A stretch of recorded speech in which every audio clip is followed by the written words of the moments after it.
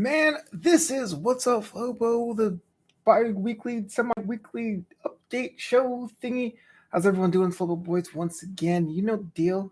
Thanks for watching this show and other shows and What's Up Flobo Canon. You can go back and check out all 130 plus episodes right now on YouTube.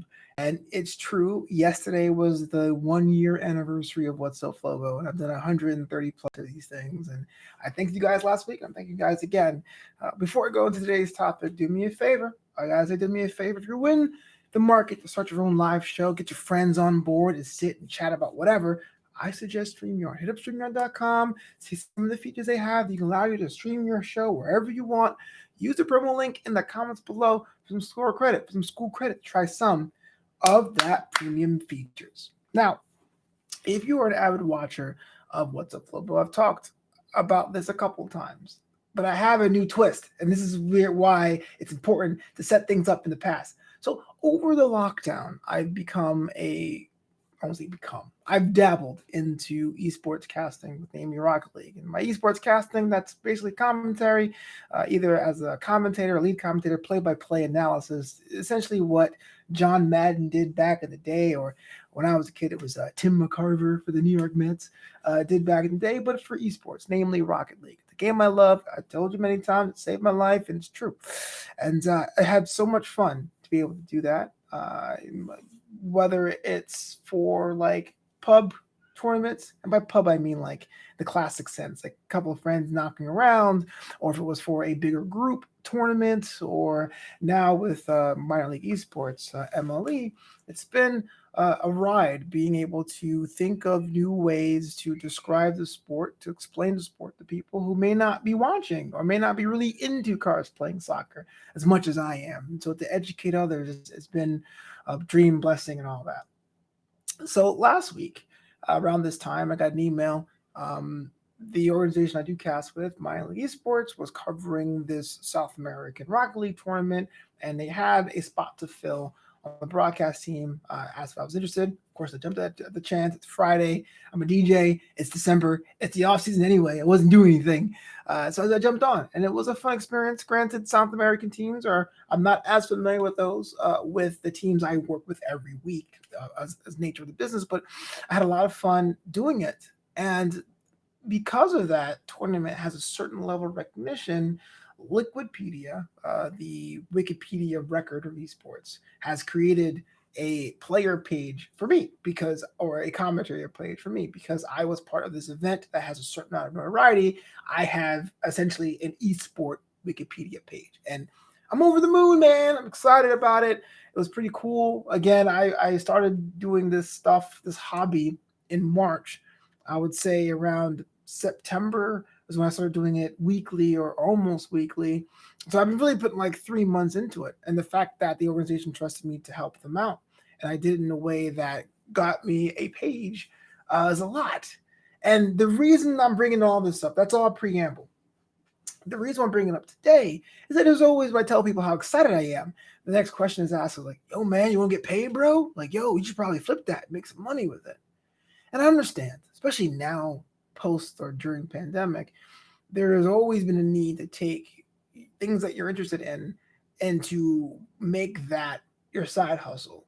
And I have lots of side hustles. Like, legally speaking, my job is DJing. Like, that is what I do month to month to provide a way of means of eating, right, is DJing. But if someone buys a t-shirt of mine, or if someone checks in on Twitch and drops a couple of bits, or if someone super chats in YouTube, a couple dollars there, that is considered ancillary income, ideally. I've made no like shame of saying this. I would like to do this full time. I would love to have DJ go back in the second position, especially now where crowds are a little bit risky depending on the situation, and focus on creating shows and creating these talk shows and giving comedy commentary to things like Star Trek, or laughing at NXT UK, and I mean that with love, because I love NXT UK. I'm an advocate for that brand. I really think more people should watch that wrestling show. So with casting, with Rocket League, there's that same pressure. My friends are like, okay, you have the page. Now what? When are you going to do the big shows? When are you going to get cash? When are you going to do that as a living? And I'm always open. I'm always open to opportunities. I'll never shut it down. But even I know that I have to have something for fun. Everything can't be a hustle. Everything cannot be this drive to make that money, bro. If money shows up, if I'm doing something I love and someone decides to hire me or to do it, absolutely.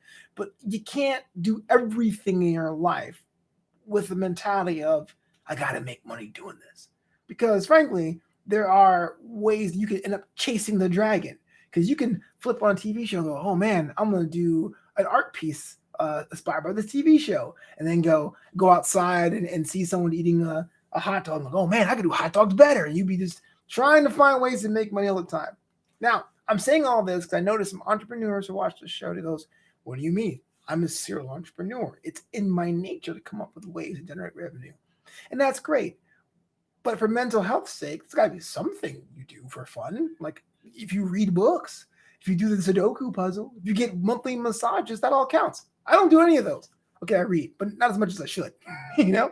Casting Rocket League to be an advocate for this esport, for this video game, for all of my other friends from other different aspects of my life, that to me is a fun part. Much like on wrestling. I just mentioned how much I love NXT UK. Not a lot of American wrestling fans watch that show. So to be an advocate, to push that, that's fun for me. I'll do that for free. It doesn't really have to be a hustle. This kind of dovetails with the first ever episode of Wassup Flobo, with the big warning shot across the bow was like, stop trying to hustle, make progress. Give yourself some time to be better at a craft. Give yourself some time to work and try different techniques. So when that opportunity does arrive, you are super prepared more than anyone else. I don't know what I'm saying here. I'm not trying to tell you how to live your life, but I'm just saying I love having hobbies. I think that helps me to clear my mind and the stresses of all the other things that I'm working on, all my other hustles.